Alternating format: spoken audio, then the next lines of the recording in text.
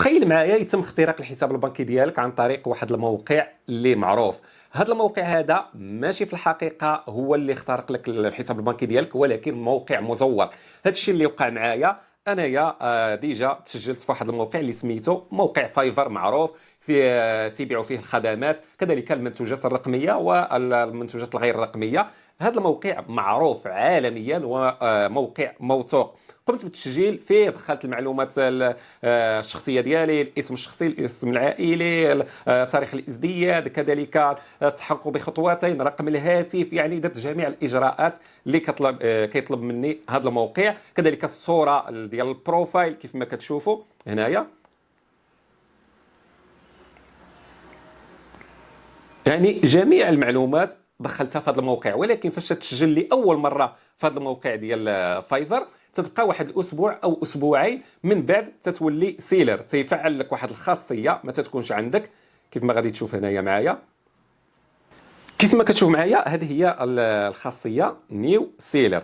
غادي نشرح لكم في حلقه قادمه ان شاء الله بالتفاصيل الطريقه الصحيحه للتسجيل في موقع فايفر وتربح اول دولار ديالك ان شاء الله على هذا الموقع. وفي الانترنت نيو سيلر هذه هي الخاصيه، ما تتكونش مفعله في الاول حتى تدوز واحد المده. كذلك القضيه ديال الشاط، ان فوا تتفعل لك الخاصيه ديال نيو سيلر تيكون عندك الشاط كذلك مفعل، وكيبقاو يجيوك العروض، واي زبون بغى يتواصل معاك تيتواصل معاك على الانبوكس او الشات كيف ما كتشوفوا هنايا.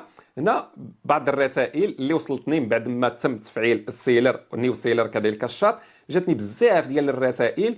هنايا مباشره فايفر تيقول لك خصك تربط الحساب البنكي ديالك. كاينه واحد الخاصيه ضروري خصك تربط الحساب البنكي ديالك مع هذه المنصه ديال فايفر باش تبقى تجيك الارباح او الاموال. يعني فاش تبيع شي معامله او كتبيع شي خدمه او كتبيع شي منتوج، ضروري داك الزبون غادي يرسل لك المبلغ المالي ديال داك المنتوج في الحساب البنكي المربوط في فايفر. هنا فايفر تيقول لك خصك تربط بالباي بال، ماشي بالحساب الارضي، الحساب البنكي الارضي. لكن هنا للاسف في هذا الشرط هذا تواصل معايا واحد الشخص انا كان كيسحابني من الدعم ديال فايفر، ولكن هو باغي ينصب عليا وباغي يخترق الحساب ديالي.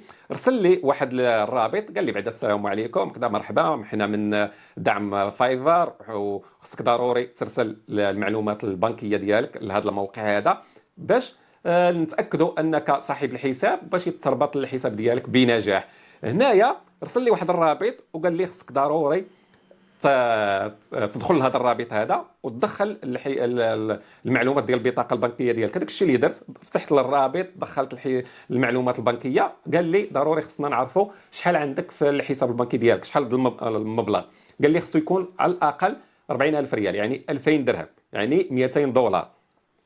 هنايا انا شكيت، قلت كيفاش موقع معروف فايفر، يعني هذه تتبقى واحد معلومات اللي خاصه وحساسه ما خصوش يعرفها فايفر او اي موقع اخر، ما خصوش يعرف وما عندوش الحق يعرف شحال عندك في الحساب البنكي ديالك. قال لي خصنا نعرفوا شحال عندك في الحساب البنكي ديالك. هنايا شكيت. ان فوا فاش شكيت انا دابا راني دخلت المعلومات البنكيه ديالي واللي عطى الله عطاه. هنايا في البلاصه مشيت خديت الرابط ديال، وهنايا واحد النقطه، يعني فاش تدخل لذاك الرابط وتتفتح لك واحد الصفحه نفس الصفحه ديال فايفر، يعني باش ما تشكش، نفس اللوغو، نفس السميه، نفس يعني نفس اي شيء، يعني ما تشكش حتى شي حاجه تقول هذا راه موقع ديال فايفر. المهم انايا هنايا فاش شكيت خديت الموقع ومشيت مباشره لواحد الموقع اللي تيفحص الروابط. هذا هو الموقع، غادي نخلي لكم الرابط ديالو. كذلك مهم اي رابط جاك على الواتساب، على الفيسبوك، على انستغرام، او شي موقع دخلتي باش ديال الربح مثلا وقال لك خصك تدخل لهذا الرابط، ما تفتحش الرابط حتى ديروا الفحص. هنايا هذه هي الواجهه ديال هذا الموقع معروف. غتجي اليو ار ال وغادي تجي لهذا المكان هذا وغادي تضغط وغادي تلصق هنايا هذاك الموقع او الرابط اللي باغي تفحصه. بعد ذلك غدير شيرش، غتضغط على شيرش، وهنايا كيف ما غادي تشوف غادي يعطيك المعلومات الكامله، يقول لك واش هذا الرابط مزيان او ماشي مزيان. كيف ما كتشوف هنايا قال لي هذا الرابط هذا مزيان، نولي كيف ما كتشوفوا هنايا تيقول لك كلين هذا الرابط هذا مزيان. هذا فاش تشوف هذه الكتابه باللون الاخضر نو سيكوريزي ويندوز فلاغد، هذا ماليسيوز. ما كاينش الماليسيوز، ما كاينش شي برامج خبيثه. كذلك غتنزل شويه غتلقى هاد الدوائر اللي عليهم هاد العلامه ديال الصح، كلين كلين كلين، يعني كل شيء مزيان، كلين كلين، ما تلقاش شي دوائر حمراء. الا لقيتي دوائر حمراء وكتابه حمراء، عرف راه هذا الموقع هذا وهذا الرابط راه فيه برامج ديال ربما ديال التجسس، ربما برامج خبيثه اللي تتدي لك المعلومات يعني البنكيه ديالك. هنايا غادي ناكدوا باش تكون التجربه مصداقيه، غادي نرجع للموقع ديال فايفر، وغادي نشوف واش مازال عندي الرابط، لانني تواصلت مع هاد الناس هادو ومباشره فاش عرفوني عقدت بهم حذفوا جميع الروابط. غادي نشوف في الهيستوريك واش مازال كاين. ندخل للهيستوريك باش تكون عندنا تجربه. غادي نوريكم الرابط بالضبط اللي دخلت ليه، اللي قمت بالفحص ديالو، وتبين انه رابط يعني خبيث. كما كتشوفوا هذا هو الرابط اللي قمت بالفحص ديالو. الرابط الاول كيف ما شفتوا كان كل شيء بان بالخضر، يعني رابط مزيان. هذا الرابط هذا لاحظوا معايا هنايا كاين 11 البرنامج خبيث. تخيلوا معايا هنايا فاش تنزل شو هنايا، يعني كل شيء ماليسيوز، برنامج خبيث، برنامج خبيث، برنامج، يعني كل شيء ماليسيوز كيف ما كتشوفوا. يعني هذا الرابط هذا عندك ثم عندك تفتحوا الى ظهر لك بهذا الشكل هذا. وهذا الموقع هذا ضروري يكون عندك في التليفون ديالك، خصوصا الا كنتي كتعامل وكتشتغل على الانترنت، يعني على منصات، على هنا تكون مستهدف. يعني بزاف ديال لي هاكر اللي غادي يستهدفوك وغادي يديروا اي محاوله باش يخترقوا الحساب البنكي ديالك، لان تكون عندك معاملات ماليه، يعني تتخلص من منصات تخدم عليهم، يعني ضروري غادي تكون مستهدف. لذلك دائما هذا الموقع يكون عندك، وطبق نفس الخطوات اللي درت. هذه هي الخطوه الاولى فاش شكيت فيهم.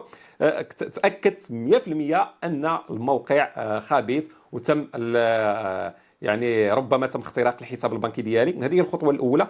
الخطوه الثانيه، لو وقع لك نفس المشكل اللي وقع لي انا، مباشره غادي تمشي للمتصفح، وغادي تجي لهاد 3 النقاط على يسار او يمين الشاشه، وغادي تجي للهيستوريك مره اخرى، وغادي تمشي ل سوبريمي لي دوني دو نافيغاسيون. اضغط على سوبريمي لي دوني دو نافيغاسيون، وهنايا غادي تسوبريمي النافيغاسيون، غادي تسوبريمي لي كوكيز اي دوني دي سيت.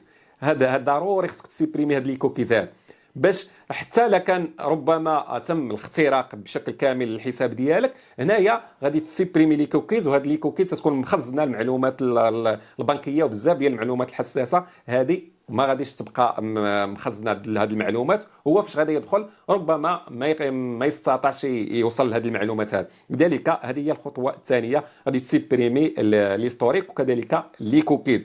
الخطوه الثالثه غادي تمشي مباشره لتطبيق الحساب البنكي ديالك، غتمشي ليه مباشره يعني بدون تردد، وغادي تفتح التطبيق وغادي تغير الكود بين وكذلك كلمه المرور. ضروري هذه الخطوه ضروري خصك ديرها. غادي ندخلوا، غادي نوريكم على الحساب البنكي ديالي. اي حساب بنكي عنده البارامتر او الاعدادات ديالو. غادي ندخلوا كيف ما كتشوفوا عندي ناقص 33، واخا هو غادي يدخل للحساب ما غاديش يلقى المبلغ اللي باغي، ولكن الا كان عندك الفلوس راه هذه هي الطامه الكبرى.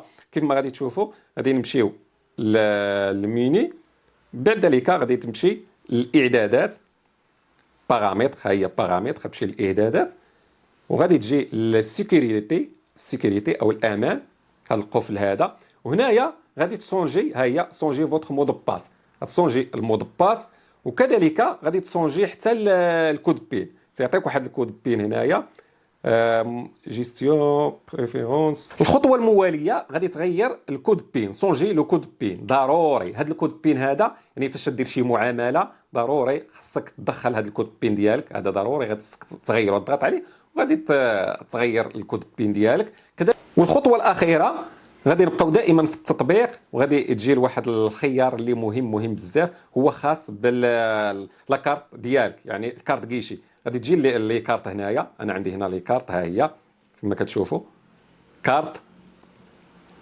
هنايا غادي دير اوبوزي، غتلقى هنا اوبوزيسيون او اعتراض، غتضغط على اوبوزيسيون وغادي دير كونتيني. غادي دير واش فول او بيرت، يعني واش ضاعت لك او ربما تكون سرقت لك، انت غادي دير تختار اي اختيار من هادو دير كونفيرمي تاكيد. بعد ذلك غادي دير كونفيرمي، غادي يتم توقيف يعني الكارت كيشي ديالك كيف ما غادي تشوفوا معايا. يعني هذه هي الخطوات اللي خصك دير. وفاش تسالي من هذه الخطوات ضروري خصك تمشي للبنكه ديالك وتشرح لهم، تقول لهم راني دخلت لشي موقع مشبوه، دخلت البيانات البنكيه ديالي، وهنايا ضروري خصكم توقفوا لي الكارطه وتعطيوني كارطه جديده، يعني تخرجوا لي كارطه جديده. هنا تيقول لك ميز اون بوزيسيون نو اوبتي، يعني قال لك ما يمكنش، خصك ضروري تتواصل معاهم في واحد النمره ديال التليفون، ها هي. يعني فاش ما تقدرش دير لها اوبوزيسيون من عندك، ضروري غادي تتواصل معاهم، غتقول لهم شنو غيوقفوا لك الكارطه وغادي يصدروا لك كارطه جديده. هذه هي الخطوات، وهذه هي الخطوات اللي طبقت انايا. والخطا كذلك يعني شاركت معكم حتى الخطا اللي درت، وهو ضروري ما خصكش تضغط على اي رابط مشبوه او ما عارفوش، يعني حتى تدير له فحص. كنتمنى تفيدكم الحلقه، ما تنساوش تشاركوها مع الاصدقاء والعائله لتعم الفائده، والسلام عليكم.